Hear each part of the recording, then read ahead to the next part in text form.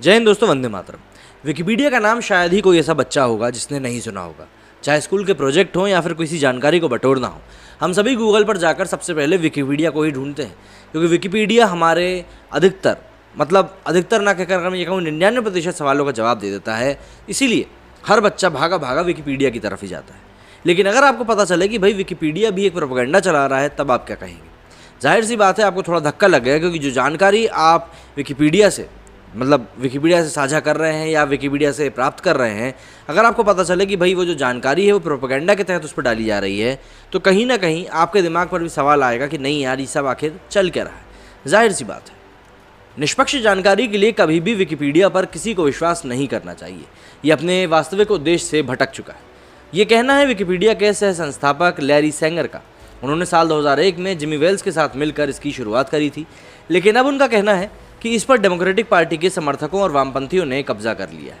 उनके अनुसार साइट पर वामपंथी एडिटर विकिपीडिया यूजर्स को पेज एडिट तक नहीं करने देते और हर उस जानकारी को डिलीट कर देते हैं जो उनके एजेंडे पर फिट नहीं बैठती।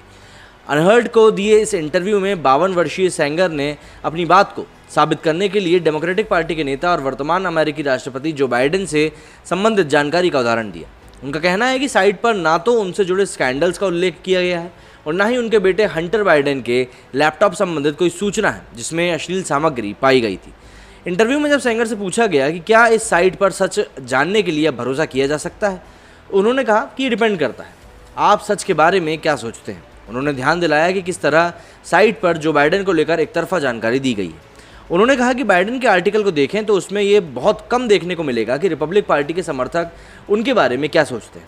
इसलिए यदि कोई चाहता है कि रिपब्लिक पार्टी वालों का पक्ष उनके बारे में जाने, तो उन्हें वो सब विकिपीडिया के आर्टिकल्स में नहीं मिलेगा।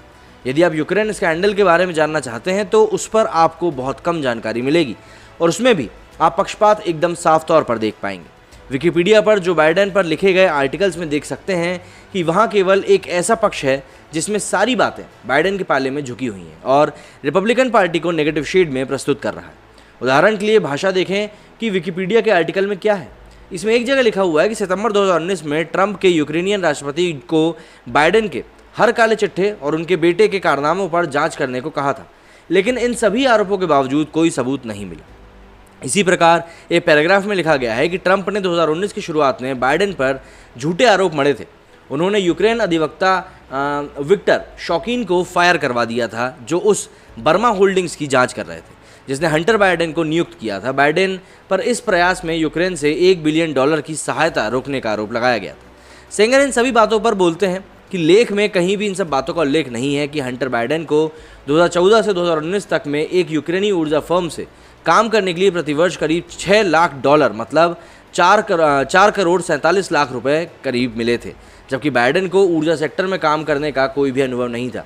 इसके अलावा उनके बेटे हंटर के लैपटॉप की जानकारी भी कहीं नहीं है, जिसमें कई तरह की आपत्तिजनक सामग्री जो थी वो प्राप्त हुई थी।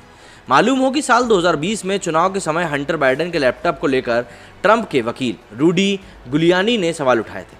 गुलियानी ने आरोप लगाया था कि उनके लैपटॉप में नाबालिग लड़कियों की नग्न तस्वीरों और कुछ संदेश मिले थे।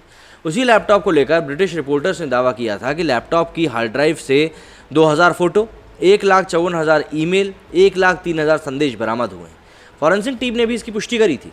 उनका कहना था कि हंटर के लैपटॉप में हार्ड ड्राइव की कॉपी मिली थी, जिसके बाद मैरीमैन एंड एसोसिएट्स नाम की फर्म से साइबर एक्सपर्ट्स को इकट्ठा करके उसकी प्रामाणिकता की जांच करवाई गई थी। जांच में यही सामने आया था कि लैपटॉप में मौजूद अप्रैल 2019 से पहले का डेटा हंटर बाइडेन का है, जिस पर लगे टाइम स्टैम्प्स को देख लगता है कि उसके साथ कोई छेड़खानी नहीं हुई है।